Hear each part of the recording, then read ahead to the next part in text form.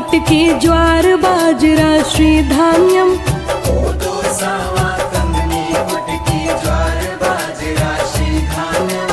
रहना है निरोग अगर तो खाओ अपना श्री धान्यम। रहना है निरोग अगर तो खाओ अपना श्री धान्यम।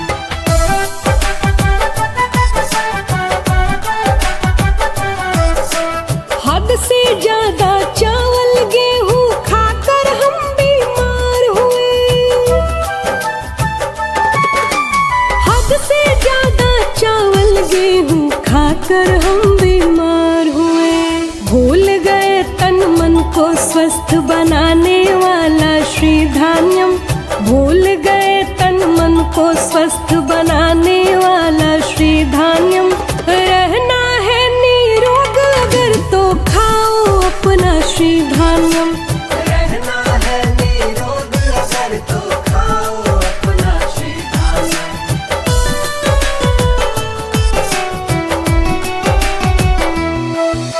सुरसा जैसा पीता पानी बंजर करता धरती को। सुरसा जैसा पीता पानी बंजर करता धरती को। गेहूं धान और गन्ना को तज कर बो श्री धान्यम। गेहूं धान और गन्ना को तज कर बो श्री धान्यम। रहना है निरोग अगर तो खाओ अपना श्री धान्यम। रहना है निरोग अगर तो खाओ अपना श्री धान्यम।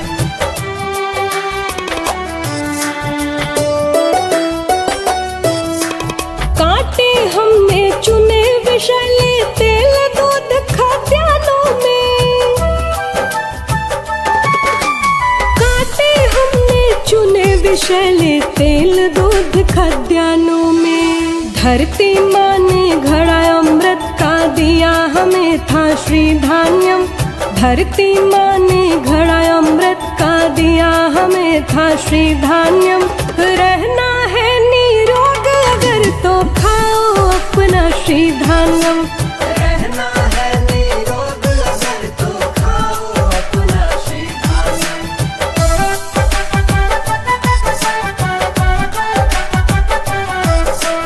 मिलेट कहो या मोटा अनाज या कह दो कदली से।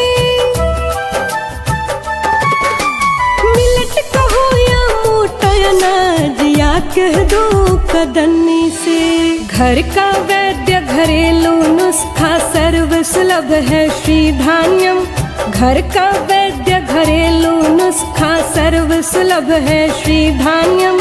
रहना है निरोग अगर तो खाओ अपना श्री धान्यम। रहना है निरोग अगर तो खाओ अपना श्री धान्यम।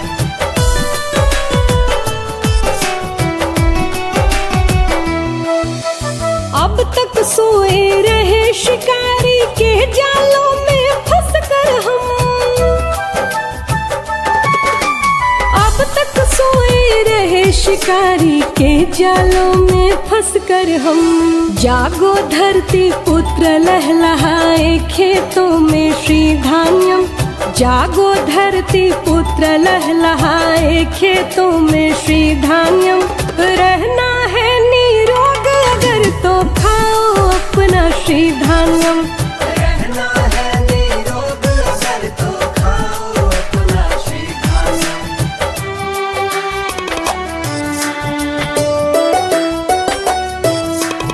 अवसर है संस्कृति है कृषि की परंपरा भी पुरखों की। अवसर है संस्कृति है कृषि की परंपरा भी पुरखों की। विष कुंभों को तज अपनाओ अमृत कुंभ सा श्री धान्यम। विष कुंभों को तज अपनाओ अमृत कुंभ सा श्री धान्यम। रहना है निरोग अगर तो खाओ अपना श्री धान्यम। रहना है निरोग अगर तो खाओ अपना श्री धान्यम।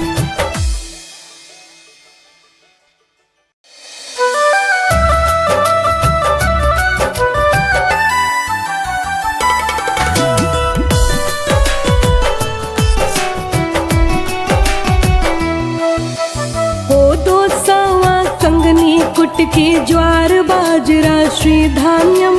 कोदो सावा कंगनी कुटकी ज्वार बाजरा श्री धान्यम। रहना है निरोग अगर तो खाओ अपना श्री धान्यम। रहना है निरोग अगर तो खाओ अपना श्री धान्यम।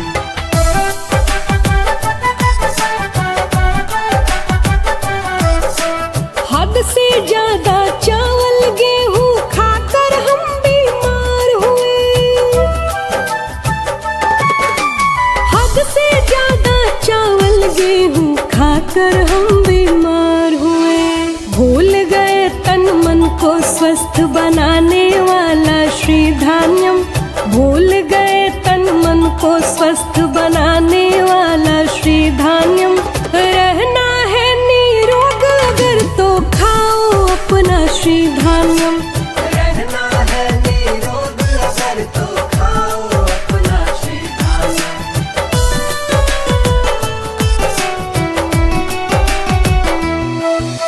सुरसा जैसा पीता पानी बंजर करता धरती को।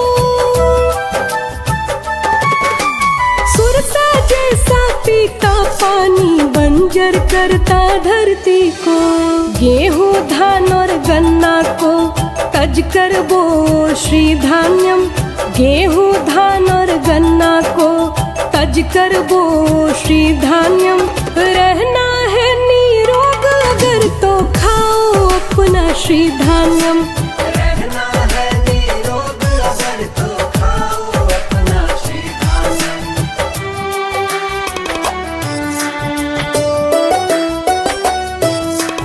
कांटे हमने चुने विषैले तेल दूध खाद्यान्नों में। कांटे हमने चुने विषैले तेल दूध खाद्यान्नों में। धरती माँ ने घड़ा अमृत का दिया हमें था श्री धान्यम। धरती माँ ने घड़ा अमृत का दिया हमें था श्री धान्यम। रहना है निरोग अगर तो खाओ अपना श्री धान्यम। रहना है निरोग अगर तो खाओ अपना श्री धान्यम।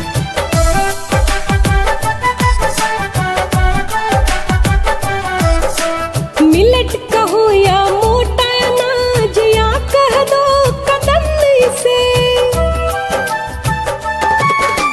मिलेट कहो या मोटा अनाज या कह दो कतरनी से। घर का वैद्य घरेलू नुस्खा सर्व सुलभ है श्री धान्यम। घर का वैद्य घरेलू नुस्खा सर्व सुलभ है श्री धान्यम। रहना है निरोग अगर तो खाओ अपना श्री धान्यम। रहना है निरोग अगर तो खाओ अपना श्री धान्यम। समर्पित है। 2 मिनट समय लूंगा सर। कि विधायक फाफा मौजी बीच हमारे आए। विधायक फाफा मौजी बीच हमारे आए। सजाए कर से माला सजना।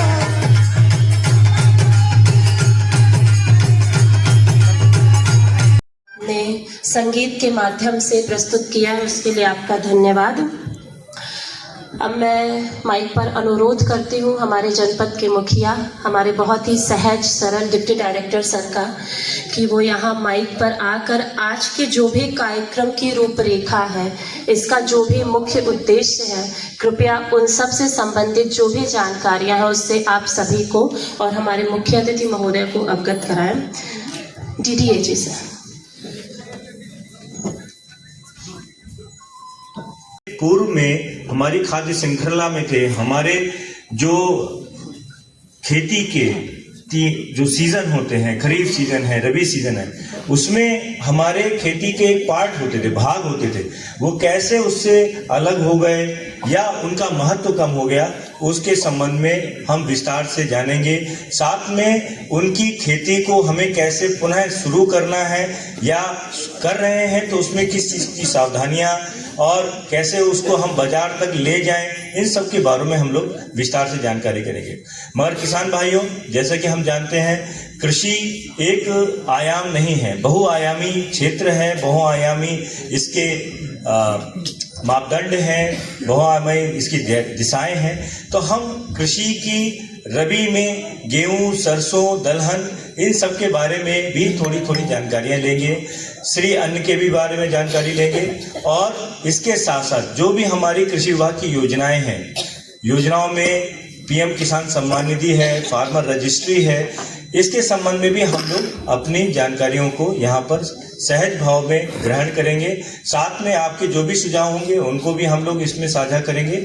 तो मैं चाहूँगा कि अब मंच संचालन प्रीति को कि वो आगे जो भी हमारे टेक्निकल सेक्शन है, जो वैज्ञानिक आए हैं, उनके महत्वपूर्ण अनुभवों से और उनकी जानकारियों से हम लोग अपने किसानों से अभिभूत करें। धन्यवाद।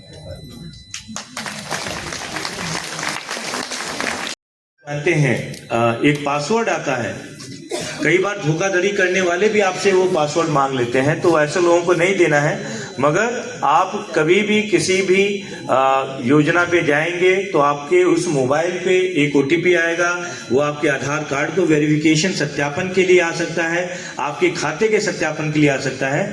तो अगर ये आपकी सही है, आपके नाम, आपके पिता का नाम और आपके खाते में जो आपका नाम है वो सारी सही है सूचनाएं, तो आपको कोई भी परेशानी नहीं आएगी, आपको कहीं भी लाभ से वंचित नहीं किया जाएगा। वरना हमें क्या लगता है कि सरकार की योजना आई और हम उसका लाभ नहीं ले पा रहे हैं, या कोई कर्मचारी आपको उस लाभ को रोकने से रोक रहा है। तो इस चीज का अगर आप ध्यान रखिएगा, आपको बहुत फायदा होगा। ये मैंने इसलिए बताया क्योंकि वर्तमान में 2 योजनाएं जो आपको सभी को मालूम है, जैसे माननीय प्रधानमंत्री जी द्वारा प्रधानमंत्री किसान सम्मान निधि, बहुत सारे यहाँ पर किसान होंगे जिनको किसान सम्मान निधि मिल रही होगी। तो उसमें प्रायः देखा जाता है कि कई बार आपका रोग लग जाती है, उसका कारण यही होता है कि कई बार हमारे किसान भाई अपने अकाउंट को बदल देते हैं, नया अकाउंट खोल लेते हैं, उस अकाउंट में आपका आधार कार्ड लिंक हो जाता है और आपका जो पैसा पहले खाते से हटके दूसरे में जाने लगता है, या अगर नाम में मिसमैच है तो वो रोक देते हैं।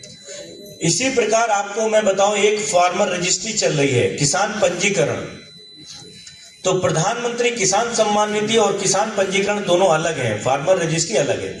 किसान पंजीकरण क्या हो रहा है, फार्मर रजिस्ट्री, इसमें हम आपकी खतौनियों को, जो भी आपके खाता संख्या है, अलग अलग है, किसी के पास 2 है, 3 में नाम है, उन सबको एक साथ रखते हुए उससे आधार कार्ड लगाकर उसका सत्यापन कर दे रहे हैं। इससे क्या होता है कि जब भी आपने देखा होगा कि अगर आपको खाद लेना है, बीज लेना है, तो खतौनी मंगाते हैं लोग, वो आपको नहीं ले जाना पड़ेगा। वो जो आपको एक नंबर अलॉट होगा, उसमें उस नंबर से आपकी सारी जानकारी मिल जाएगी। तो आप इन प्रधानमंत्री किसान सम्मान निधि और फार्मर रजिस्ट्री, इसमें अपना रजिस्ट्रेशन कराना सुनिश्चित करें। ये आपके पास में जन सुविधा केंद्रों पे, बीज गोदामों पे, और अब तो कैंप लग रहे हैं आपके गांव में, वहां पर भी आप अपना इसको करा सकते हैं। तो इसमें आप लोग का सहयोग बहुत अपेक्षित है। साथ में हमारे यहाँ एक सौर ऊर्जा की योजना चल रही है, सोलर पंप का। आप जब आए होंगे तो आपने देखा होगा कि सोलर पैनल रखे हुए हैं, मोटर रखी हुई है और वो पानी खींच रही है। 2 हॉर्स पावर से लेके और 10 हॉर्स पावर तक के हमारे पास सोलर पंप की योजना है, जिसमें राज्य सरकार और भारत सरकार मिला के 60% छूट देते हैं। इसका 31-30 नवंबर से पोर्टल में आवेदन करने का शुरू हो गया था, 15 दिसंबर ये लास्ट डेट है। हमारे पास अभी 3 दिन है। इसकी भी जो बुकिंग है आप अपने जन सुविधा केंद्रों पे जाके, बीज गोदामों पे जाके करा सकते हैं। लाभ उठाइए, और लाभ तभी उठा पाएंगे जब आप जानकारियों से पूरी तरीके से जानकारी आपके पास होगी योजनाओं की। वो कैसे मिलेगी? वो पेपर से मिल सकती है। जैसे सोलर वाली मैंने देखा है डेली पेपरों में आ रहा है, तो अगर कोई व्यक्ति पढ़ेगा तो उसमें देखिएगा कि सारे पावर, उसमें बोरिंग कितनी होनी चाहिए, कितनी छूट है, कितना कृषक अंश है। तो हम यही चाहते हैं कि जब भी हम आपसे मिले, हम ज्यादा से ज्यादा आपको योजनाओं के बारे में बताएं, और उसका लाभ लें। इसी प्रकार से आप मिनी किट और जो निःशुल्क बीज मिलते हैं उसके लिए आप अपने पंजीकरण अपने बीज गोदाम पे करा लिया करें।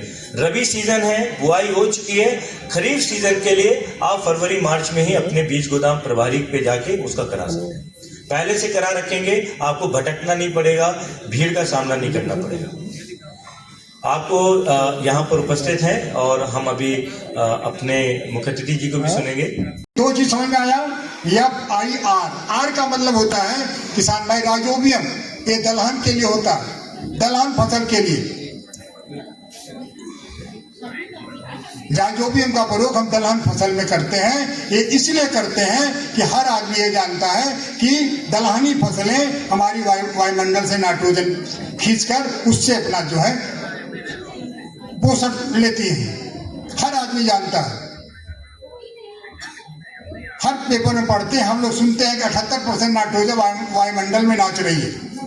यही कारण है किसान भाई, जब पहली बारिश होती है माँ अपने बच्चे का चिचुरा पकड़ के घर के अंदर लेके भागती है, कहती भीगोगे तो देह में खुजली होगी, वही यूरिया बरसती है। वही यूरिया का संरक्षण अपने खेत में हम नहीं कर सकते, नहीं कर रहे हैं। हर खेत नंगा हमारा है, खेत की कोई मेड़बंदी नहीं कराते। हमारे पूर्वज जैसे गेहूं कटता था खेत की मेड़बंदी कराते थे कि हमारे खेत का पानी बह किसी दूसरे खेत में ना जाए। हमारा खेत बिल्कुल खुला है, अगर मेड़ आप बांध दिए पड़ोसी 2 साल में मेड़ को वापस वहां कर देगा। किसान भाई खेती ये थी, खेती ऐसी की जाती थी, लेकिन अब टोटल सिंथेटिक बफर सिस्टम जानते हैं ना, इसको हिंदी में कुकुर भोज कहते हैं। ठीक उसी तरह से खेती हमारा किसान कर रहा है, ठीक उसी तरह से। अभी गेहूं की बुआई किया होगा, चद्दर लेके होगा फटहा घर का, बीचों बीच बिछाया होगा, 1 बोरी DAP 1 बोरी गेहूं मिलाया होगा और छींट दिया होगा, 2 बार जोता के 2 बार हाथ जोड़ के चल दिया होगा। जय भैया, भगवान कर दिए। निदेशक प्रसाद, साथी वैज्ञानिक, विभिन्न विभागों से आए हुए अधिकारी कर्मचारी गण और परम सम्मानित हमारे किसान भाइयों, माताओं एवं बहनों, जैसा कि आज जो इस कार्यक्रम में हम लोग यहाँ पे इकट्ठा हुए, जनपद स्तरीय 2 दिवसीय मिलेट महोत्सव में, तो हम लोग अपनी बात की चर्चा जो है इस मिलेट से संबंधित बिंदुओं पे आपका ध्यान आकर्षित कराना चाहेंगे। जैसा कि इस मिलेट की अगर हम चर्चा करते हैं तो इसकी महत्ता इतनी अधिक है कि इसके महत्ता को देखते हुए 2018 में जो है भारत सरकार ने राष्ट्रीय मिलेट वर्ष घोषित किया था, जिसमें न्यूट्री सीरियल के रूप में इसको माना गया। फिर आगे चल करके 2023 में इसको अंतर्राष्ट्रीय मिलेट वर्ष घोषित किया गया। अंतर्राष्ट्रीय स्तर पे इसकी पहचान देने के लिए, जैसा कि इसका स्वास्थ्य से संबंधित इतना अधिक महत्व है, इसको देखते हुए इसे सुपर फूड की संज्ञा दी गई। और अगर हम विश्व पटल पे इसकी खेती के बारे में ध्यान देते हैं तो सबसे अधिक हम देखते हैं कि अफ्रीकन देश जो हैं वहाँ पे, अमेरिका में और एशियन अगर देश की बात करें तो भारत में इसकी खेती बहुत अधिक की जाती है। और अगर भारत के संदर्भ में हम अधिक जहाँ पे उगाया जाता है तो उसमें राजस्थान नंबर 1 है, जिसमें विशेष रूप से ज्वार और बाजरा, ये 2 की खेती अधिक होती है। इसके अलावा अपने महाराष्ट्र में, कर्नाटक में, फिर उसके बाद उत्तर प्रदेश का नंबर आता है। तो अपने उत्तर प्रदेश में अगर हमारे पूर्वज जो है पहले इसकी खेती करते थे, और जहाँ पे कि कोई सिंचाई की सुविधा नहीं थी, कोई किसानों पास जो है कोई फसल जहाँ पे नहीं उग सकती थी, ऐसे जगहों पे इन मिलेट्स को किसान भाई लगाते थे और वही खा करके वो स्वस्थ रहते थे। क्योंकि ये जो मिलेट है, अगर हम मिलेट की बात करें तो इसमें दो तरह के मिलेट हैं। कुछ जैसा कि पहले नाम लोग मोटे अनाज कहते थे, लेकिन अब तो श्री अन्न के रूप में हम इसको मानते हैं। सुपर फूड की बात हो रही है, तो जिसमें कि ज्वार है, बाजरा है, मड़ुआ है, ये थोड़े बड़े श्री अन्न हैं। और इसके अलावा सावा है, जिसे वेनयार्ड मिलेट, कोदो, काकुन, कुटकी, हरी कंगनी जिसे ब्राउन टॉप मिलेट भी कहते हैं। तो ये सब जो है, इसके अलावा आपका आज की नोवा की बात होती रही है, अमरंथस जिसे आप रामदाना कहते हैं, ये सब समूह जो है ये मिलेट्स का है, जिसे हम लोग श्री अन्न कहते हैं। ये विशेष रूप से इसमें जो है सबसे बड़ी बात होती है इसकी खेती से संबंधित, कि इसके लिए हमें बहुत अधिक लागत हमारी नहीं लगती है। और ऐसे ज़मीन जहाँ पे बहुत अधिक उर्वर नहीं है, उन सब ज़मीनों में भी जो है हमारे मिलेट्स की फसलें चलती हैं। वो विशेष कारण उसका है कि इसके अंदर जो क्लाइमेट रेजिलिएंट का गुण है, जलवायु के प्रति जो है, जलवायु में परिवर्तन के प्रति सहनशीलता का इसके अंदर जो गुण है, वो इसको यूनिक बनाता है। चूँकि हमारा कृषि सब्जेक्ट एक तकनीकी का भी विषय है, इसमें तकनीकी और प्रायोगिक दोनों तरीके की शिक्षा का समावेश है। और हमारा तकनीकी सत्र काफ़ी समय से शुरू हो चुका है। तो इसके अगले चरण में मैं माइक पर आमंत्रित करती हूँ डॉक्टर मनीष केसरवानी जी, कृषि वैज्ञानिक को, कि वो यहाँ पर आकर श्री अन्न का उत्पादन और उपयोगिता से संबंधित जो भी जानकारियाँ हैं उससे आप सभी को अवगत कराएं। डॉक्टर मनीष जी।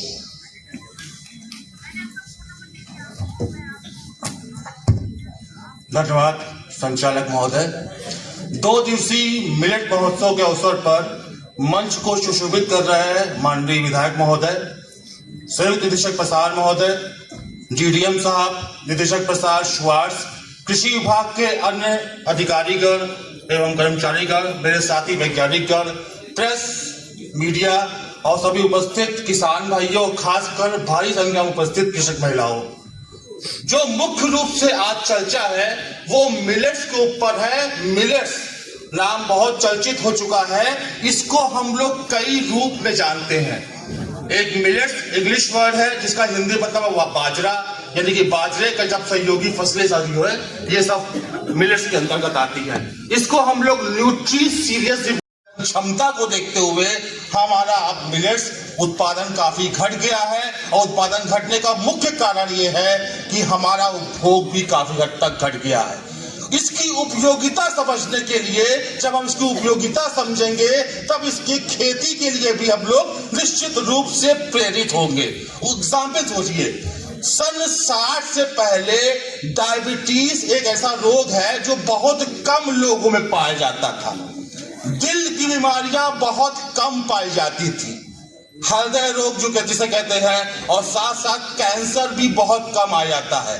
जब से गेहूं धान का उपयोग हम दैनिक भोजन में बहुतायत से करने लगे और इस श्री अन्न को हटा दिया या बहुत थोड़ा सा प्रयोग करते हैं, तो आप देखिए कई तरह के देश भर में कैंसर इंस्टीट्यूट, डायबिटीज इंस्टीट्यूट, कितने क्लिनिक और नर्सिंग होम खुल गए हैं। आज अगर जांच करवाया जाए तो हर तीसरे आदमी को डायबिटीज ग्रसित होना पाया जा रहा है। पहले क्यों नहीं था? ऐसा क्या है हमारे आहार में, क्या आमूलचूल परिवर्तन हुआ है जिससे कि इतनी बीमारियों से हम ग्रसित हो गए हैं? अब श्री अन्न की महत्वता को देखते हुए ये लगातार सरकार प्रयास कर रही है कि इसको हम लोग अपने दैनिक भोजन में शामिल करें, और शामिल तभी कर पाएंगे जब हम इसकी उपयोगिता समुचित रूप से जानेंगे और इसकी खेती के लिए तभी हम प्रेरित हो पाएंगे। एक दवा आती है, आपने सुना होगा, बीकासूल, घर घर में आजकल खाई जाती है। मैं अभी अपने माता जी के लिए लेके आता था अक्सर, जब उनको कुछ होठ फटते थे, कुछ दिक्कत होती थी स्किन संबंधित। क्या है बीकासूल? किसी ने जाना है कभी? ये क्या है? ये बी कॉम्प्लेक्स कैप्सूल है। यानी कि विटामिन बी सारे अंदर इसके अंदर पाए जाते हैं। वो विटामिन बी हमारे भोजन से बहुत कम हम लोग को सब्जियों से ही मिल पाता है, जबकि इसकी रिक्वायरमेंट जरूरत बहुत ज्यादा होती है। और विटामिन बी की महत्व इतनी ज्यादा है कि अगर हम नहीं ले रहे हैं तो उसको हम कैप्सूल के माध्यम से ले रहे हैं। मिलेट्स को जो कि सुपर फूड कहा जाता है, ये विटामिन बी का बहुत बड़ा स्रोत भी होता है। अब बात करते हैं मिलेट्स के बारे में, इसकी उपयोगिता और क्या क्या वर्गीकरण है। मिलेट्स को हम दो तरीके से कई रूप से बांट सकते हैं। पहला तरीका है, इसको पॉजिटिव मिलेट कहते हैं और निगेटिव मिलेट भी कहते हैं, और एक होता है न्यूट्रल मिलेट। पॉजिटिव मिलेट वो होता है सकारात्मक मिलेट जिसके अंदर 6 से लेकर 8% तक फाइबर पाए जाते हैं। अब ये फाइबर है क्या? हर दूसरे आदमी को पेट संबंधित समस्या है, अपच है, गैस है, एसिडिटी होती है, फाइबर है क्या और हमारे भोजन में शामिल क्यों नहीं है? गेहूं में भी फाइबर होता है, लेकिन उसके छिलके में, है ना, 0.2% उसके मात्र फाइबर होता है। और गेहूं को भी जब आटा बनाते हैं तो उसका छिलका भी उतार देते हैं। इसीलिए मार्केट में कहा जाता है जनाब कि आप चोकर युक्त आटा खाइए। चोकर युक्त आटा नहीं खा रहे हैं तो विटामिन बी बिल्कुल नहीं मिल रहा है और कई तरह की समस्याएं आएंगी, है ना। इसी तरह से मिलेट्स को हम लोग वर्गीकृत करते हैं। जो सकारात्मक यानी कि पॉजिटिव मिलेट है उसमें 6 से 8% आते हैं। उसमें आपकी रागी आती है, कंगनी आता है, सावा आता है। इसके बाद जो आपका न्यूट्रल मिलेट है उसमें 3 से 6% तक होते हैं, 5% तक होते हैं। उसमें आपका ये बाजरा, ज्वार वगैरह आते हैं। और एक होता है जो कि नेगेटिव मिलेट है, उसमें फाइबर 2% से कम होता है। अब ये फाइबर करता क्या है? आप जान रहे हैं जैसे हमारे आहार नाल एक नलियों जैसी होती है। जैसे कि आपका घर का पाइप भी होता है तो एक पाइप होती है नली जैसी, उसी तरह आहार नाल होता है। इसकी सफाई करने का कार्य ये मिलेट्स करता है। जब घर की नालियां फंस जाती हैं तो कुछ ब्रश धागे डाल के उसको खींच से गंदगी निकाली जाती है। उसी प्रकार ये आहार जो फाइबर्स होते हैं, रेशे जैसे कहते हैं, पाचक रेशे, ये यही कार्य करते हैं। ये आहार नाल की अच्छी तरीके से सफाई करते हैं। अगर डॉक्टर के पास गए और पेट खराब या कब्ज की समस्या बताए तो आपको निश्चित रूप से सावा संबंधित कुछ ऐसा आयुर्वेदिक चीजें देगा जिससे कि आपका पेट साफ होगा। दूसरा है डायबिटीज। आप जानते हैं हमारा भोजन ऐसा है जिसमें शुगर की मात्रा बहुत ज्यादा है, जिसे कार्बोहाइड्रेट बोलते हैं। गेहूं इसका बहुत स्रोत है। शुगर इसमें भी होता है, आपके मिलेट्स में भी होता है, लेकिन ध्यान दीजिए इसका ग्लाइसेमिक इंडेक्स लो होता है। ग्लाइसेमिक इंडेक्स होता क्या है? जब हम कुछ खाना खाते हैं कि कितनी जल्दी ये पच के हमारे रक्त में शर्करा छोड़ता है, यानी कि शुगर छोड़ता है, इसको ग्लाइसेमिक इंडेक्स कहते हैं। जैसे आप एक रसगुल्ला खा लीजिए, पचेगा, फट से आपका ब्लड शुगर लेवल बढ़ जाएगा। गेहूं खाएंगे, कुछ समय बाद पच जाएगा, वो ब्लड शुगर लेवल बढ़ा देगा। जबकि आपके मिलेट्स में ज्वार, बाजरा, रागी, कंगनी, कोदो वगैरह में ये क्षमता है कि ये बहुत धीरे से पचता है। ऐसा धीरे से पचता है कि रक्त में शर्करा की मात्रा एकदम नियंत्रित रहती है, जिससे डायबिटीज वालों के लिए एक सुपर फूड होता है। आपके भोजन में अगर घर में कोई डायबिटिक है तो निश्चित रूप से आपको करना क्या है कि 1-2 कटोरी कोई भी मिलेट, चाहे ज्वार, बाजरा, कोदो, आपका कंगनी जो भी आता है, चाहे आप सावा की खीर बना लीजिए, ज्वार का कुछ बना लीजिए, उसको भोजन में शामिल करेंगे तो निश्चित रूप से आपके ये डायबिटीज की समस्या बहुत हद तक नियंत्रित होगी। बाहर से आपको ज्यादा इलाज लेने की आवश्यकता नहीं पड़ेगी। इन मिलेट्स को हमेशा याद रखते हैं, सुपर फूड इसीलिए कहते हैं। सावा के बारे में कहा जाता है कि भगवान श्री कृष्ण मिलने जब सुदामा गए थे तो अपनी अंजलि में 3 बोटी सावा ही ले गए थे, जिसको खाने के बाद समस्त सृष्टि का पेट भर गया था। इसका ऐसा पौराणिक महत्व है। तो आजकल महिलाएं भी जब व्रत होती हैं तो सावा का ही चावल इस्तेमाल किया जाता है। ये पौराणिक महत्व का जनक हमारा भारत देश है। दूसरी आती है दिल की बीमारी। हार्ट डिजीज हमारे यहाँ आजकल बहुत ज्यादा बढ़ गई। कितने आपके हार्ट डिजीज इंस्टीट्यूट बन गए हैं, आपका कई नर्सिंग होम बन गया है, हॉस्पिटल बन गए हैं। करता क्या है मिलेट्स? ध्यान दीजिएगा, आप सोचते हैं अगर तेल नहीं खा रहे हैं हमको हार्ट डिजीज नहीं होगा, तो आप गलत कह रहे हैं। सब्जी खा रहे हैं, आपको भोजन से भी कुछ फैट मिल रहा है। ये फैट दो तरह के होते हैं, एक बैड कोलेस्ट्रॉल होता है, अच्छे कोलेस्ट्रॉल होते हैं। ये आपका जब मिलेट्स का सेवन करते हैं, ये आपके रक्त से बैड कोलेस्ट्रॉल्स को हटाता है। कैसे? इसके अंदर ट्रिप्टोफान नाम का अमीनो एसिड होता है और साथ में फाइबर्स होता है। ये फाइबर्स मिलके एकदम ब्लड को साफ कर देते हैं, जिससे ट्राइग्लिसराइड्स नहीं बढ़ पाते हैं और साथ साथ आपकी जो धमनियां बनती है, जो रक्त का हृदयघात का खतरा रहता है। हृदयघात होता कैसे है आप समझिए, ये ट्यूब है, इसमें आपका रक्त का फ्लो हो रहा है। मान लीजिए लगातार इस्तेमाल से और फैटी खाना खाने से, वसा युक्त तेल युक्त खाना खाने से वो फैट की परत जो है आपके ट्यूब्स में चारों तरफ लग जाती है, जैसे पाइप में ग्रीस लग गया है ना। अब होता क्या है, जब ब्लड जाएगा इसके अंदर प्रेशर से जाएगा, छेद छोटा हो गया है, प्रेशर बढ़ जाएगा। इसीलिए किसी किसी को बहुत तेजी से गुस्सा आता है, अगर उसको हल्का सा प्रोवोक कर दिया जाए तो बहुत तेज गुस्सा हो जाता है, क्योंकि उसके पास ब्लड प्रेशर उतनी तरह से फ्लो नहीं हो पाता है। अब ये क्या करता है मिलेट्स, इन जो जमावट है ट्राइग्लिसराइड्स को, इसको धीरे धीरे से ब्लड प्रेशर से साफ करता है, जिससे कि हृदय रोग लगने की संभावना बहुत हद तक कम हो जाती है।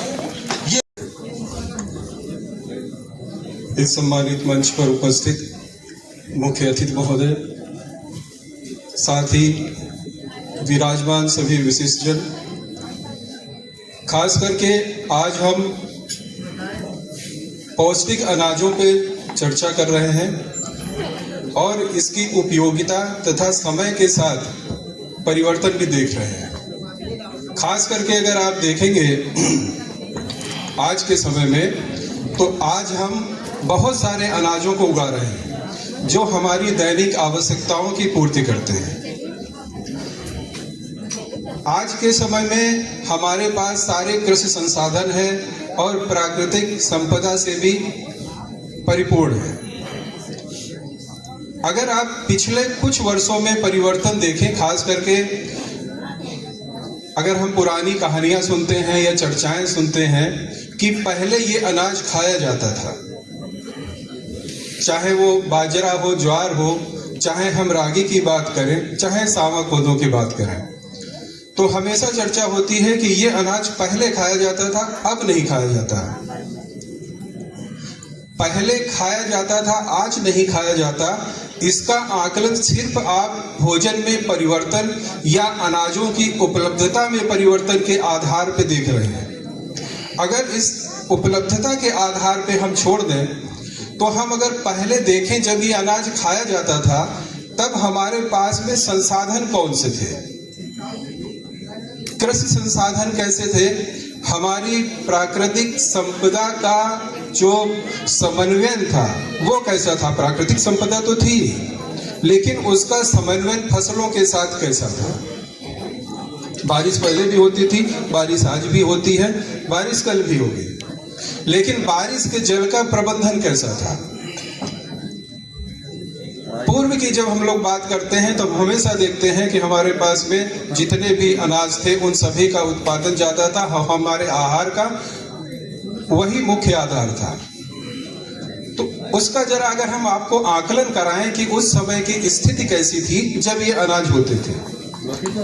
हमारे पास सामान्य रूप से प्रजातियां नहीं थी, ये तो सब हम लोग जानते हैं। अधिक उत्पादन देने वाली प्रजातियां, जंगली प्रजातियां तो थी, अनाज की उपलब्धता तो हमारे जमीन पे हमेशा थी।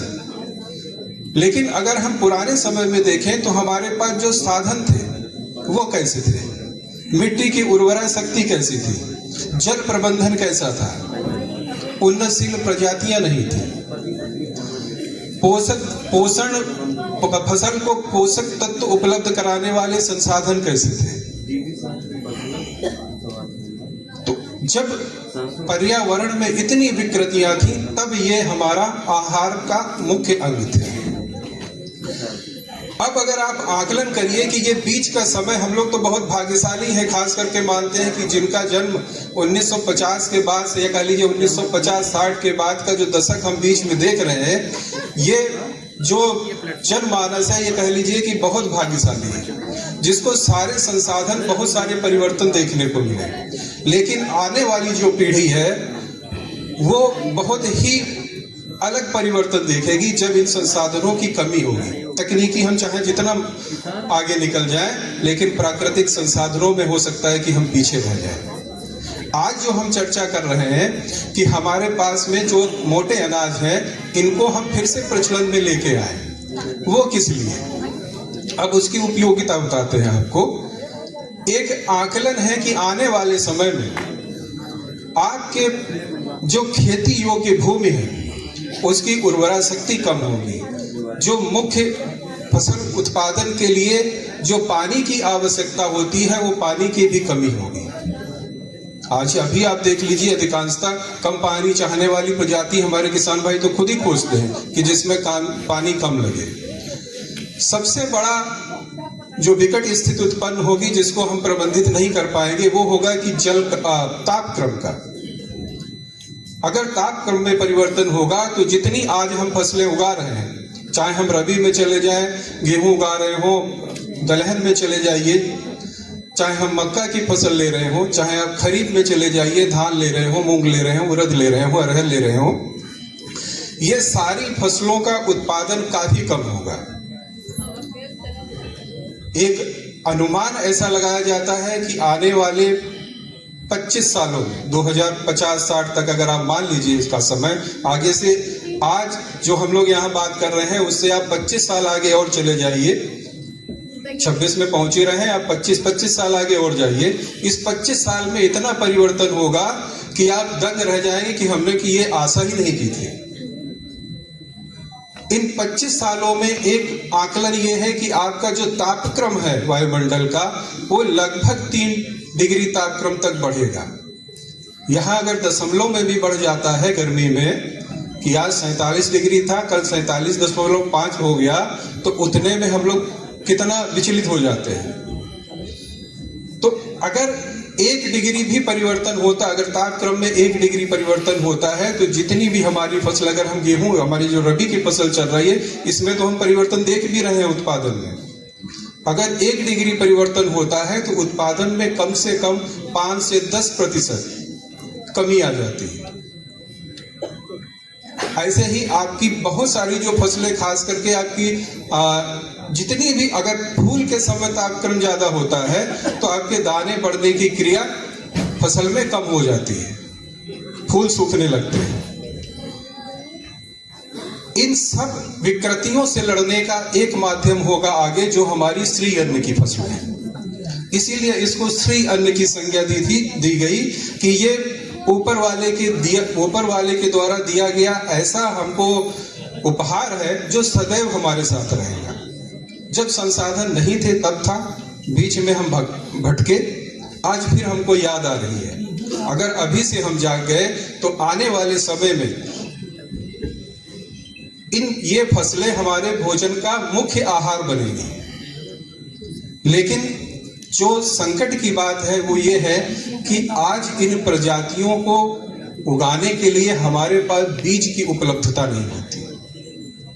बीज उपलब्ध कराया जाता है वो तो अलग की बात है, जो हमारे लोकल स्तर पे जो बीज की प्रजातियां थी, वो अगर हम अभी जाएं कि हमको सांवा का बीज खोजना है, कि हमको सांवा बुआई करनी है, बीज खोजना है, तो हम बड़ा खोजबीन करके लाते हैं कि यहाँ से लाते हैं, सोनभद्र जाते हैं, मिर्जापुर जाते हैं, वहाँ कहीं मिलता है, या कोई किसान हमारे यहाँ अपने यहाँ जब लगाने लगे हैं, जब से आपका मिलेट्स लगाने की बात होने लगी, तब से उपलब्धता हो जाती है, लेकिन सामान्य रूप से वो बीज की श्रेणी में नहीं आता है।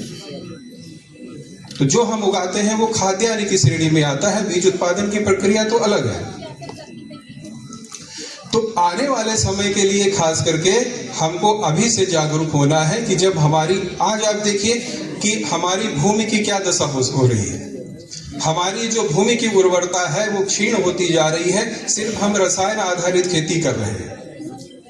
भले आज हम जैविक खेती की बात करते हैं, संसाधन प्रयोग करने की बात करते हैं, लेकिन आने वाले समय में अगर ऐसे ही रहा तो हमारी जितनी भी सामान्य फसलें हैं ये अपना उत्पादन खुद कम कर देंगी। लेकिन श्री अन्न की फसलें जितनी भी हैं वो आपको कम उर्वरा शक्ति में भी उत्पादन दे देती है, चाहे जैसी भी मिट्टी हो आपको उपज देगी। पानी अगर कम है आपके यहाँ, उपलब्धता कम है, आने वाले समय में अगर उपलब्धता कम होगी तब भी उत्पादन देगी। तापक्रम अगर ज्यादा होगा तब भी उत्पादन देगी। आप सामान्य रूप से देखिए, अगर हम तापक्रम की ही बात करें, जोर इसलिए दे रहे हैं क्योंकि सबसे ज्यादा जो अनियंत्रित भाग होगा, आप पानी को भी कुछ समय तक के लिए प्रबंधित कर लेंगे कम सिंचाई देके या क्रांतिक अवस्थाओं के अनुसार सिंचाई करके, लेकिन तापक्रम को नियंत्रित नहीं कर पाएंगे। अगर आप सामान्य रूप से देखिए, जितनी भी फसलें हैं, अगर फूल के समय भी हम तापक्रम की बात करें तो बहुत ज्यादा अगर बर्दाश्त करेगी तो 25 से 32 डिग्री के बीच का तापक्रम। खरीफ की फसलें बहुत ज्यादा हो गई तो जाते जाते 34-35 तक सरवाइव करती हैं। 38 के बाद आपकी उपज कम होने लगती है, 37-38 के बाद। लेकिन श्री अन्न की फसलें आपकी ऐसी हैं जो आपकी 46 डिग्री 47 डिग्री तापक्रम तक, यानी फूल की अवस्था पे, आप दाने की अवस्था छोड़ दीजिए, फूल की अवस्था में बाजरा ही आपकी ऐसी फसल है जो 46 डिग्री 47 डिग्री तापक्रम बर्दाश्त करने की क्षमता रखती है फ्लावरिंग के समय, जब उसमें फूल बनते हैं, क्योंकि सबसे संवेदनशील अवस्था ताप के लिए आपकी फूल की अवस्था होती है, क्योंकि पॉलन सूखने लगते हैं तो उसमें परागण की क्रिया नहीं होती, दाने नहीं बनते। तो इन सब इतने संसाधन उपस्थित होने के बावजूद आज आप सुन के बड़े अचंभित भी होंगे कि हमारे यहाँ जितना भी अनाज है उसमें सबसे ज्यादा उत्पादन बाजरा का है। और मोटे तौर पे अगर आप देखिए कि सबसे ज्यादा, अगर हम पर्यावरण परिवर्तन की तरफ देख रहे हैं तो आप ये देखिए कि सबसे ज्यादा मोटे अनाजों का उत्पादन जो है किस राज्य में होता है। सिर्फ हम अपने देश की बात कर रहे हैं, बाहर ना जाइए। तो सबसे ज्यादा अगर आप बात करें, अभी डॉक्टर साहब चर्चा भी कर रहे थे कि सबसे ज्यादा, उन्होंने कहा था कि सबसे ज्यादा उत्पादन राजस्थान में है। अब राजस्थान में कैसा संकट है? पानी की उपलब्धता है, मिट्टी कैसी है, तापक्रम कैसा है, लेकिन वहां सबसे ज्यादा उत्पादन आपकी इन्हीं फसलों का है। हमारे यहाँ हम लोग बीच में भूल गए, या कह लीजिए कि जितना भी साधन थे हमारे पास, इतनी अच्छी फसलें आ गई, चावल धान की वैरायटी आई, ज्यादा उत्पादन देने वाली प्रजातियां आई। उसके बाद आज प्रचलन में हो गया है कि चावल में भी स्वाद खोजा जाने लगा कि हमको ये वैरायटी अच्छी लगती, हमको ये वैरायटी अच्छी लगती। कितने दिन चलेगा? आने वाले समय में हमको फिर से इन्हीं फसलों पे लौटना होगा। इसीलिए ये जागरूकता पूर्ण कार्यक्रम जितने भी चल रहे हैं, खास करके हमारे जो किसान भाई हैं, सभी लोग इस पंडाल में बैठे हुए, क्योंकि किसान उगाएंगे, अगर उनकी मांग नहीं होगा किसान उगाएंगे नहीं। उत्पादन के तौर पे हमारे क्षेत्र में हमारे लोकल जितनी भी प्रजातियां हैं, चाहे वो मक्के की हो या किसी भी फसल की हो, वो लोकल प्रजातियां उपस्थित होनी चाहिए। आप अपने पुराने संसाधनों से जितना मजबूत रहेंगे, भविष्य में आने वाली समस्याओं के लिए लड़ने के लिए उतने ज्यादा मजबूत होंगे। इधर कुछ वर्षों से खास करके अगर आप उत्पादन देखेंगे तो हम ये नहीं कहते कि हम मोटे अनाजों में पीछे हैं। हम सबसे बड़े उत्पादक हैं। अगर हम पूरे विश्व में देखें तो हम सबसे बड़े उत्पादक हैं, लेकिन उस उत्पादन में मोटे अनाजों में तो हैं। आप बाजरा ले लीजिए, ज्वार ले लीजिए, रागी ले लीजिए, लेकिन बाकी जितनी भी फसलें हैं, सावा, चेना, कुटकी, कोदो, इन सब में अगर आप देखिए तो हम उत्पादन इसमें भी अग्रणी है। हम नहीं कहेंगे पीछे, इसमें भी अग्रणी है। चाहे आप हास्यास्पद समझ लीजिए, चाहे कुछ कह लीजिए, थोड़े से अमाउंट में भी हम अग्रणी हैं। हम 18 मिलियन टन मोटे अनाज उत्पादन करके विश्व में अग्रणी है, लेकिन 132 मिलियन टन धान उगा के विश्व में दूसरे नंबर पे है। सबसे बड़े निर्यातक भी है, लेकिन कहीं ना कहीं तो कुछ समस्याएं हैं जिससे हम अपनी प्राकृतिक संपदा को मजबूत नहीं कर पा रहे हैं। और मुख्य कारण अगर आप देखेंगे तो मुख्य कारण जो निकल के आते हैं वो है कि हमारे पास में साधन सुलभ है। आज के समय में हम भविष्य की नहीं देख रहे हैं। आज हमारे पास जो संसाधन है उनका उपयोग कर रहे हैं।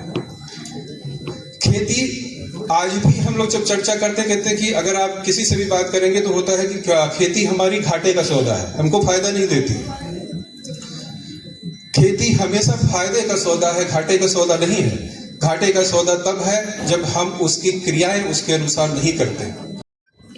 थैंक यू डॉक्टर साहब।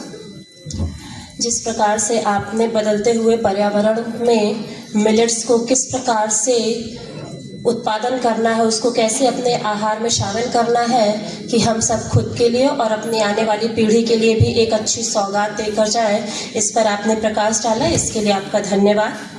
इस कार्यक्रम के अगले चरण में मैं मंच पर आसीन डीडीएम नाबार्ड सर से अनुरोध करती हूँ कि कृपया वे माइक पर आकर आज के इस कार्यक्रम में सर के जो भी विचार हैं उन सब से हम सभी को ओतप्रोत कराएं। DDM NABARD sir.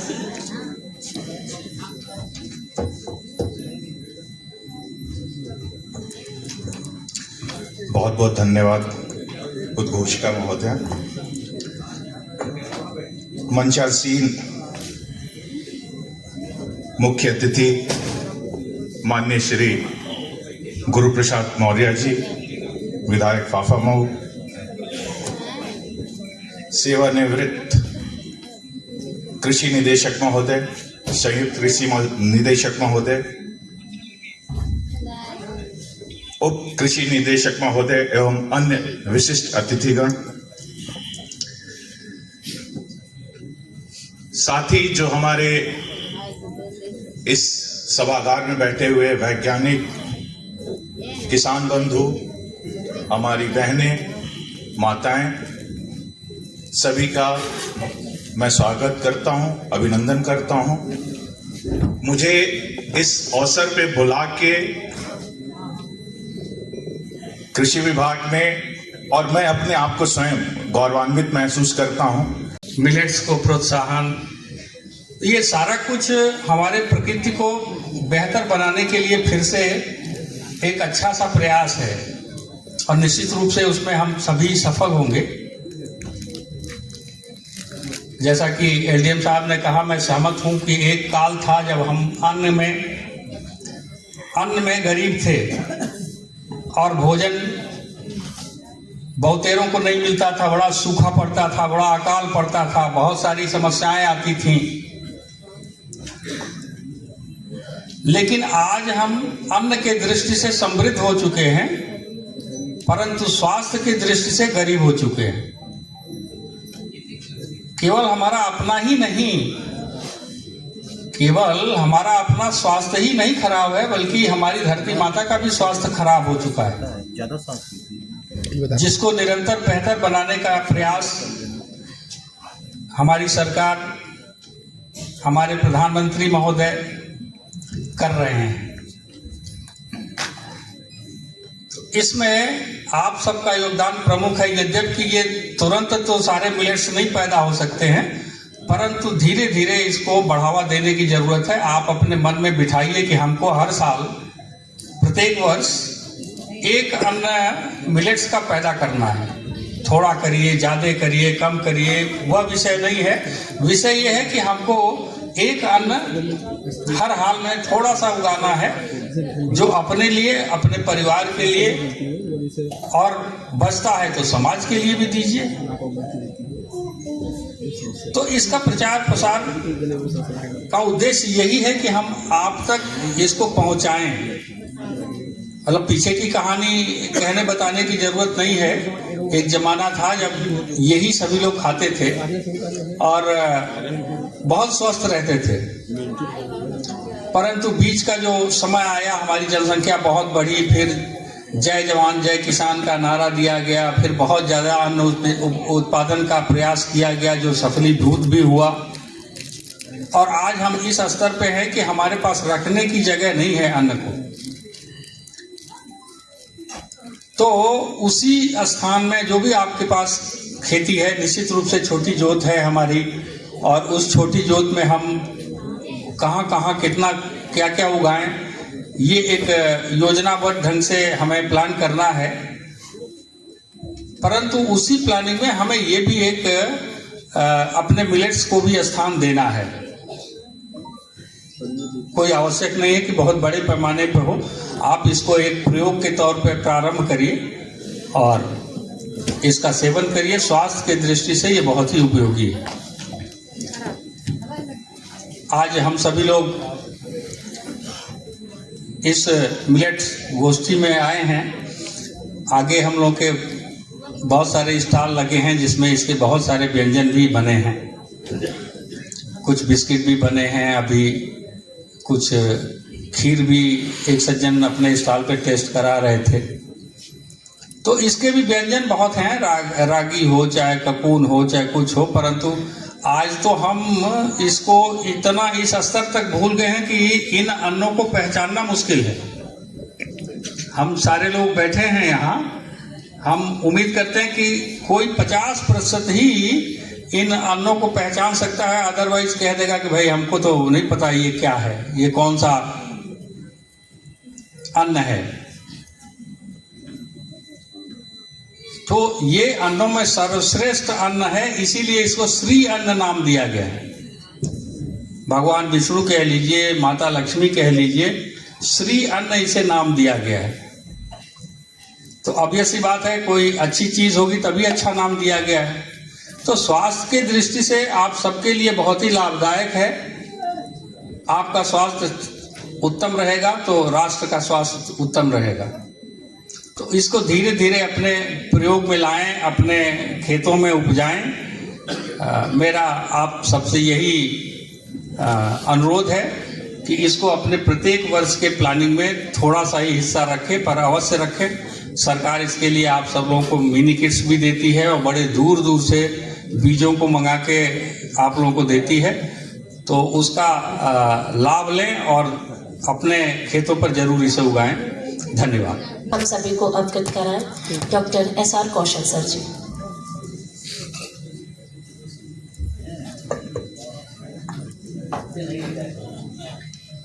आज मिलेट महोत्सव के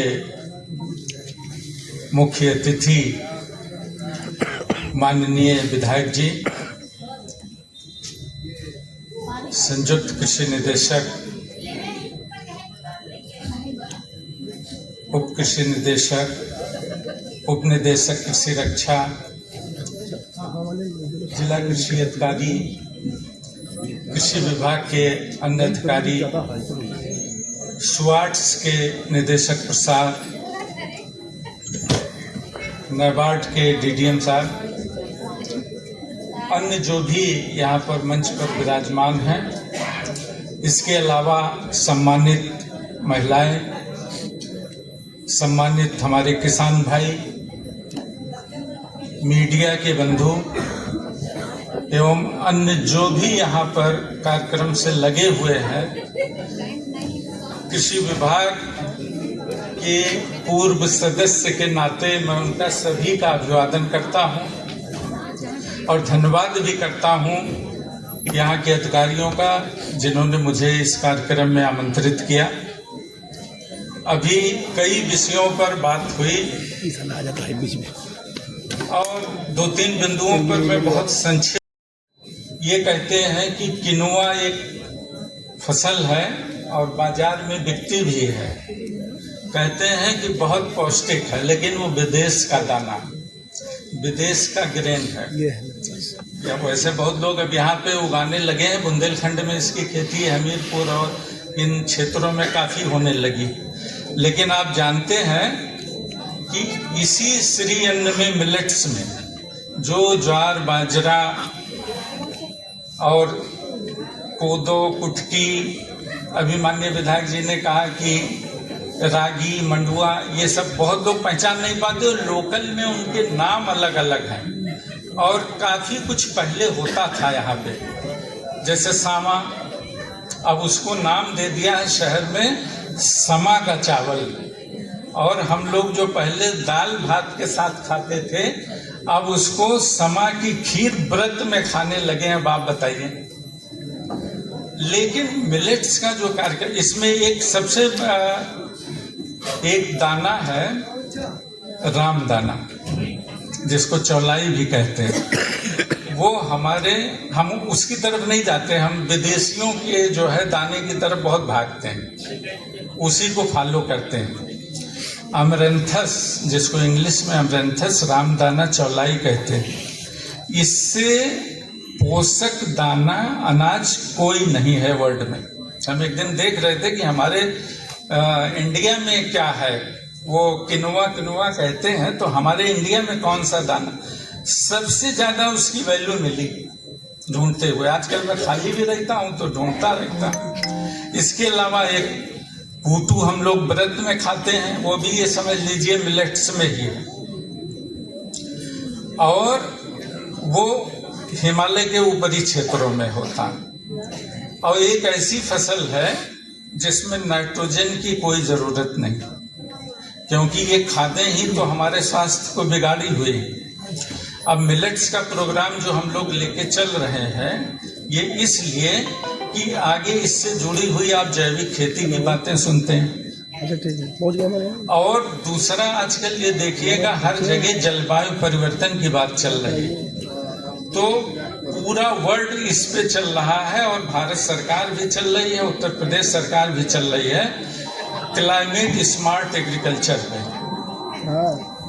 और उसमें है क्या, अगर देखें तो ये मिलेट्स भी जुड़ा हुआ है इसमें, क्योंकि जो हमारा मिलेट्स है ये सबसे कम पानी में, आगे जब जलवायु परिवर्तन होगा और तापमान बढ़ेगा, टेम्परेचर बढ़ेगा, पानी की कमी होगी, मिट्टी हमारी खराब होगी, जैसे जैसे गर्मी बढ़ेगी मिट्टी का स्वास्थ्य भी बिगड़ेगा।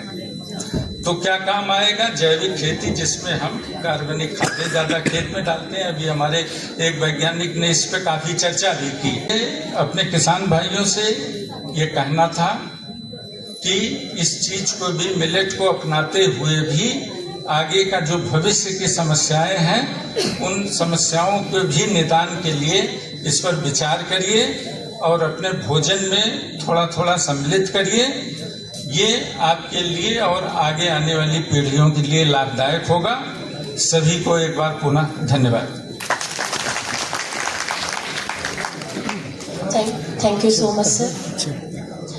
अपने नाम को चरितार्थ करते हुए सर ने जिस प्रकार आज खेती में किस प्रकार से कुशलता को ऐड करते हुए हम ज़्यादा से ज़्यादा उन्नति कर सकते हैं, उसके विषय में बहुत अच्छी जानकारी हम सभी को दी है। और अब समय आ चुका है जिसके लिए हम सब काफ़ी देर से वेट कर रहे हैं। हमारे आज के कार्यक्रम के मुख्य अतिथि महोदय माननीय विधायक जी फाफामऊ महोदय का उद्बोधन सुनने के लिए जनपद स्तरीय 2 दिवसीय मिलेट्स महोत्सव का आज पहला दिन है।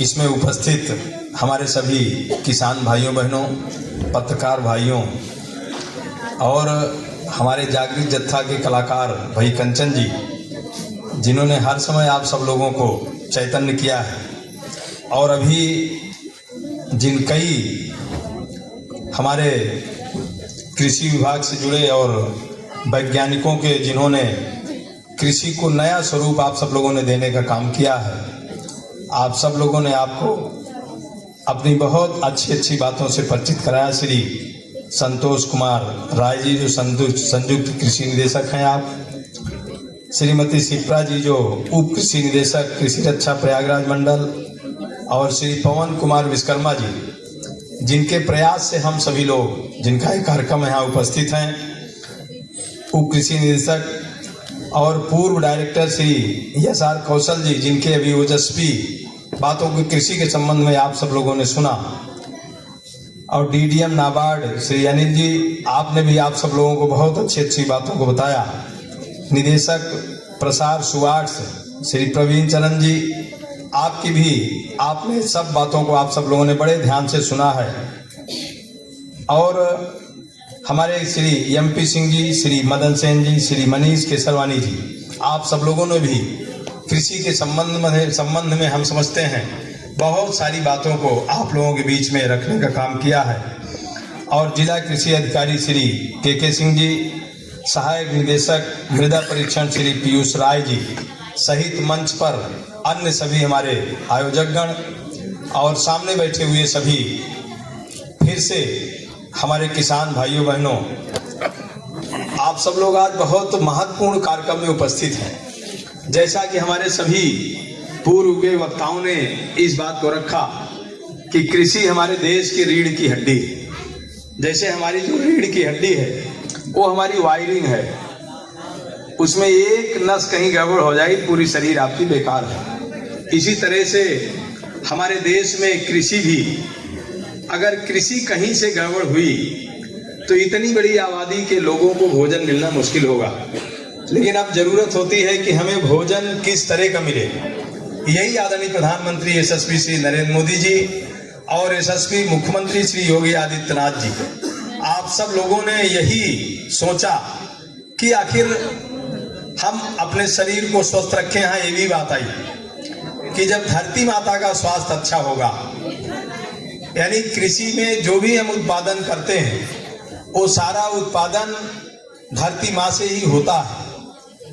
अगर मिट्टी स्वस्थ होगी तो हमारी कृषि, हमारी खेती भी स्वस्थ होगी।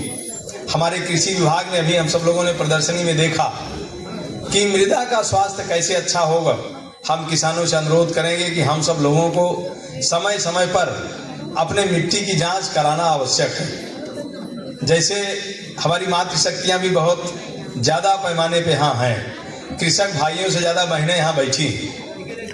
आप सब लोग जो सब्जी बनाती हैं या जैसे भी खीर भी बनी है, अगर उसमें नमक ज्यादा हो जाए तो उसका टेस्ट कैसे होगा, मसाला ज्यादा हो जाए तो उसका टेस्ट कैसे होगा, आप अच्छी तरह समझ सकते हैं। उसका स्वाद अच्छा तब होता है जब हर चीज का मात्रा, नमक का, मसाले का, तेल का, मिर्चे का, सबकी मात्रा जितनी जरूरत हो उतनी अगर सब्जी में पड़ती है तब हमें लगता है कि उसका टेस्ट अच्छा होता है। यही गलत है। और इसी तरह से अगर मिट्टी में भी उसमें किस चीज की आवश्यकता है, हम देखते हैं किसानों को पता चला कि डीएपी, आलू की बुआई हो रही और 4 बोरी डीएपी इकट्ठा डाल दी। उसमें फास्फोरस की जरूरत है, उसमें नाइट्रोजन की जरूरत है और तमाम चीजों की आवश्यकता है, उसमें देसी खाद की जरूरत है। उसके बजाय वो एक ही तरह का उर्वरक उसमें ज्यादा पड़ गया। तो मिट्टी की जांच इसलिए आवश्यक है। हम सभी अपने कृषक भाइयों बहनों से अनुरोध करेंगे कि आप सब लोग जो भी फसल, जब आपको समय बताया जाए, हमें लगता है उसमें मिट्टी की जांच कराना आवश्यक है। और जब हम उस मिट्टी की जांच कराएंगे तो हो सकता है आपके उस जांच में जो आवे कि आपको उर्वरक की जरूरत ही नहीं है, देसी खाद से ही आपकी फसल अच्छी हो सकती है। तो जब धरती माता का स्वास्थ्य अच्छा होगा, जैसे कि आज आप लोग जानते हैं, अगर मिट्टी में ऐसा हो जाए तो जो भी मिट्टी में डालिए वो सब खत्म हो जाता है। एक सर्किल बनी है, जब कोई पेड़ पौधे उसमें सड़ते हैं वही खाद बनता है, फिर पेड़ उत्पन्न होता है, उसी का फल, उसी का दाना, उसी का फूल, उसी की जड़, वही हमारा भोजन है। अगर ऐसा हो जाए कि मिट्टी में कोई चीज ना सड़े तो आपको क्या लगता है कि हम इस वातावरण में रह सकते हैं? इसलिए मृदा स्वास्थ्य बहुत आवश्यक है। जैसे आप सब लोग देखते होंगे, एक समय था कि बहुत सारे लोग जानते होंगे गिद्ध हुआ करते थे। आज गिद्ध बिल्कुल नहीं दिखाई देते, दिखते हैं कहीं? अगर पहले जैसे जानवर जब गांव में मरता था तो उसको चमड़ा निकालने वाले ले जाके गांव के किनारे चमड़ा निकाल करके उसको छोड़ देते थे, और फिर उसके बाद गिद्ध आके उसका सारा मांस खा जाता था। फिर भी 1-2 दिन बदबू आती थी, लेकिन धीरे धीरे वो फिर हड्डी वाला हड्डी ले जाता था। ये होता था कि नहीं बताइए? जो लोग गांव में रहे वो जानते होंगे। लेकिन क्या आज आपको लगता है अगर कोई जानवर मरने के बाद इसकी मृत्यु हो जाए, वो कहीं वो पड़ा रह जाए, तो हमें लगता है चमड़ा लेने वाले भी लोग अब नहीं हैं, उनका व्यापार खत्म हो गया, गिद्ध है ही नहीं है। फिर उसकी बदबू, जब तक उसको मिट्टी में हम नहीं दबाते तब तक उसकी बदबू खत्म नहीं होती। तो इसका मतलब, मेरे कुल मिला के कहने का मतलब ये है कि मिट्टी जब स्वस्थ होगी तो निश्चित रूप से मृदा का स्वास्थ्य होगा, तो जो भी उस मिट्टी में जाएगा वो सब सड़ करके खाद भी बनेगा, पानी भी बनेगा, उसी से हवा भी बनेगा। अब ये कहा भी जाता है छित जल पावक गगन समीरा, पंच तत्व से बना शरीरा। अब इसके बाद हमारा वायुमंडल भी शुद्ध होना चाहिए। वायुमंडल शुद्ध होना चाहिए, उसके लिए आदरणीय प्रधानमंत्री जी भी ज्यादा दिन नहीं हुआ, उन्होंने कहा कि सब लोग माँ के नाम एक पेड़ लगाएं। और जब माँ के नाम एक पेड़ लगाएंगे, उसका उद्देश्य सिर्फ ये था कि हम समझते हैं इस दुनिया में माँ से ज्यादा महत्व और माँ से ज्यादा अपने बच्चे के लिए योगदान और माँ से ज्यादा प्रेम किसी को नहीं होता किसी से। इसलिए उन्होंने कहा कि माँ के नाम एक पेड़ लगाएं, तो उससे अगर हमारी पृथ्वी शुद्ध होगी, वायुमंडल भी शुद्ध होगा। जैसे अभी आपको ग्लोबल वार्मिंग की बात यहाँ हमारे वैज्ञानिक साथियों ने किया। जब वायुमंडल में गर्मी बढ़ेगी, तापमान बढ़ेगा, और जब बर्फ पिघलेगी और समुद्र का जलस्तर बढ़ेगा, तो हमारा जीवन समाप्त होने की कगार पर आएगा, ऐसा मानते हैं।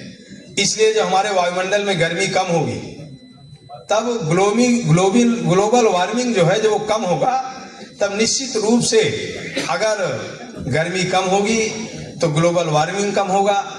और जब बर्फ नहीं पिघलेगी तो वहां भी, और ये हो से सकता है पेड़ से, पेड़ जब ज्यादा होगा तो गर्मी अपने आप कम होगी। इसलिए हमारा वायुमंडल भी शुद्ध होना चाहिए।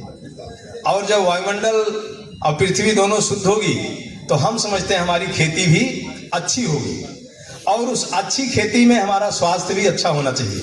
आदरणीय प्रधानमंत्री जी का और मुख्यमंत्री जी का इसके पीछे हम समझते हैं कि जिस तरह से आज हमारे यहाँ जैसे अभी कैंसर की बात आई, आज मैं देखता हूं कि एक गांव में पहले और अब की उसमें आप एक तुलनात्मक अध्ययन करिए, आप देखेंगे तो कैंसर के मरीज कितने ज्यादा बढ़ रहे हैं। हम तो लिखते हैं माननीय मुख्यमंत्री कोष से, जो लोग मरीज हैं जिनके पास आयुष्मान कार्ड नहीं है, आयुष्मान कार्ड जिनके पास है उनका इलाज तो हो ही रहा है आदरणीय प्रधानमंत्री जी के सहयोग से, और जिसके पास नहीं है वो लोग जब मुख्यमंत्री कोष के लिए पैसा लेने आते हैं, तो मैं अकेले हम समझते हैं एक महीने में 30, 40, 45, 50 लोगों को मैं मुख्यमंत्री कोष से पैसे लेने के लिए लिखने का काम मैं करता हूं। और इस तरह जितने जनप्रतिनिधि हैं वो सब लिखते होंगे।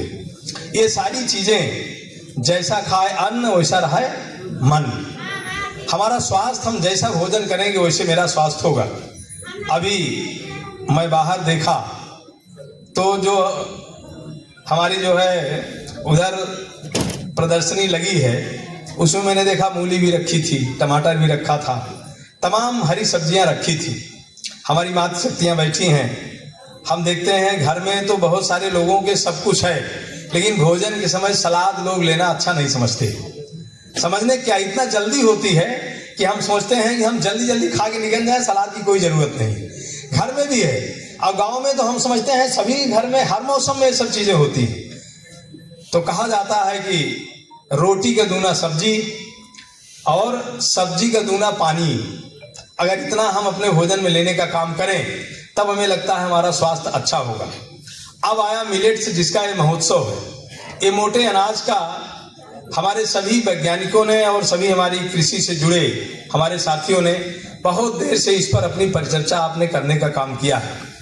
और हमें अब तक समझ में आया है कि हम सब लोग प्रकृति से जितना ज्यादा दूर होते जा रहे हैं, उतना हम अपने स्वास्थ्य को खराब करते जा रहे हैं। जैसे अब गर्मी हम बर्दाश्त नहीं कर पाते, तुरंत हमें पंखा चलाना पड़ता है। इसी तरह से जाड़े में भी हम सब लोग तुरंत गर्म करने वाला इंस्ट्रूमेंट, वो चाहे हमारा गीजर से नहाने वाली बात हो, या हम लोग गर्मी में तमाम कुछ चला करके कमरे को गर्म रखने का काम करते हैं। और उसके लिए आप देखते होंगे कि आप देखते होंगे जानवर पालक, जैसे हमारे पशुपालन से भी लोग भी यहाँ जुड़े हैं, शायद डॉक्टर साहब नहीं आए, उनको आना था।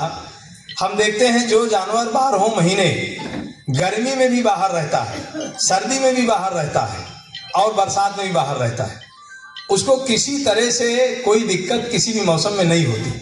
और वहीं जिस जानवर को आप हमेशा पंखे में बांधिए और घर में बांधिए, तो उसको जरा से गर्मी लगी तो गर्मी भी लग जाती, ठंडी भी लग जाती है।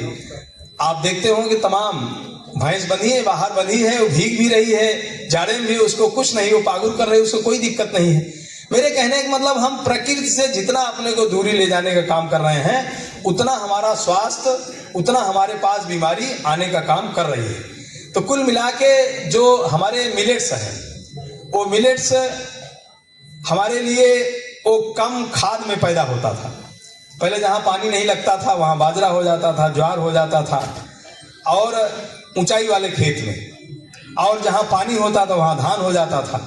लेकिन आज हम लोग हर मौसम में हर फसल पैदा कर रहे हैं, उसको विज्ञान के दम पर, खाद के दम पर और तमाम नई नई टेक्निक के दम पर उसको हम पैदा करने का काम करते हैं। उसकी भी जरूरत है। उसके लिए हमारा कृषि विभाग जो है वो आपको ऑर्गेनिक खाद के माध्यम से, यानी बिना खाद के पैदा करने का जुगाड़ और उसके तमाम बताने का, उनके पास तमाम यंत्र हैं, उसको भी देने का काम आपको कर रहे हैं। अगर हम उसको करेंगे तो इतनी आबादी में भी हम ज्यादा पैदावार भी उससे ले सकते हैं। इसलिए इस मोटे अनाज का हमारे जीवन में बहुत महत्व है। और दूसरी चीज, जितना इससे हमारा स्वास्थ्य अच्छा होगा, अगर हम इसको पैदा करेंगे तो उससे कहीं ज्यादा हमें इसमें इनकम भी मिलने का काम होगा। यानी आदरणीय प्रधानमंत्री जी की, आदरणीय मुख्यमंत्री जी की जो सोच है या कृषि विभाग की सोच है, कृषि हमारे रीढ़ की हड्डी है, तो हम इसको व्यापार के रूप में भी लेने का काम करें कि हमें किस चीज को पैदा करने से हमें पैसा मिलेगा। हमें कैश क्रॉप भी, यानी जो तुरंत पैसा देने वाली फसल है, उसको भी हमें लगाने का काम करना चाहिए। उसके लिए भी प्रदर्शनी के माध्यम से आप देखने का काम करेंगे तो सरकार की योजनाएं जो हैं वो किसानों के लिए, इसलिए मतलब हम जितने लोग यहाँ आए हैं या जितने लोग इस बात को सुन रहे हैं, ये कार्यक्रम है, सरकार तो इन योजनाओं को ला करके आपके बीच में बताने का काम, दिखाने का काम सब करती है। लेकिन कहीं कहीं हमें लगता है कि हम लोग इसको, कि किसी जिम्मेदार व्यक्ति ने हमें सूचना दिया, हम यहाँ आ गए, हमारे समूह की दीदियां भी यहाँ बैठी हैं, हमारे जो एफपीओ के लोग भी यहाँ हैं, बाहर भी वो प्रदर्शनी लगाए हैं। उस समूह का मतलब यही है कि हम समूह में बहुत लोगों ने, हमने अपने से कुछ धन इकट्ठा किया, सरकार ने कुछ देने का काम किया, तो हम गांव में भी अच्छे अच्छे अपने उद्योग लगाने का काम कर सकते हैं। यानी कुल मिलाकर के ये जो कार्यक्रम है, ये कार्यक्रम केवल सुन करके और नाश्ता लेकर के हम चले जाएं, फिर हम समझें तो बुलाए होंगे कृषि वाले, इनका काम है, इन्होंने बुला लिया और इनका भी काम हो गया, हम लोग आ गए, मेरा भी काम हो गया। हमें लगता है इतने से ये बात बनने वाली नहीं है। हमारी सरकार, हमारे प्रधानमंत्री, हमारे मुख्यमंत्री जी, उनकी जो सोच है कि हमारे देश का जब एक एक व्यक्ति, और उसमें सबसे बड़ी आबादी किसानों की है, जब हर किसान संपन्न होगा, वो स्वास्थ्य से भी संपन्न हो और अर्थ से भी संपन्न हो। जब हम स्वास्थ्य से भी संपन्न होंगे, अर्थ से भी संपन्न होंगे, तभी जब एक गांव में सभी किसान संपन्न हो जाएंगे तो पूरा गांव एक संपन्न गांव माना जाएगा। और जब गांव संपन्न होगा तो मेरी न्याय पंचायत संपन्न होगी, और जब मेरी न्याय पंचायत संपन्न होगी तो मेरा ब्लॉक यानी विकास क्षेत्र संपन्न होगा, फिर मेरी तहसील संपन्न होगी, मेरा जिला संपन्न होगा, मेरा प्रदेश संपन्न होगा, और इसी तरह से मेरा पूरा देश संपन्न और स्वस्थ होगा। ये आदरणीय प्रधानमंत्री जी की सोच है। और इसमें जब तक हम इसको जन आंदोलन के रूप में नहीं लेंगे, एक एक व्यक्ति इसके बारे में नहीं सोचेगा, तब तक जो आदरणीय मुख्यमंत्री जी उत्तर प्रदेश को $1 मिलियन के रूप में, यानी $1 ट्रिलियन का उत्तर प्रदेश को बनाना चाहते हैं, और पूरे देश में हमारा, पूरे दुनिया में हमारा देश सबसे ज्यादा आर्थिक रूप से मजबूत हो और स्वास्थ्य में भी सबसे ज्यादा स्वस्थ हो, ऐसी सोच आदरणीय प्रधानमंत्री जी की है। और अगर ये संभव हो सकता है तो केवल कृषि के रूप में ही संभव हो सकता है। इसलिए इस देश में सबसे बड़ी आबादी हमारे किसानों की है, देश हमारा किसानों का है, और जब तक यहाँ का किसान संपन्न नहीं होगा तब तक हमारा देश संपन्न नहीं होगा।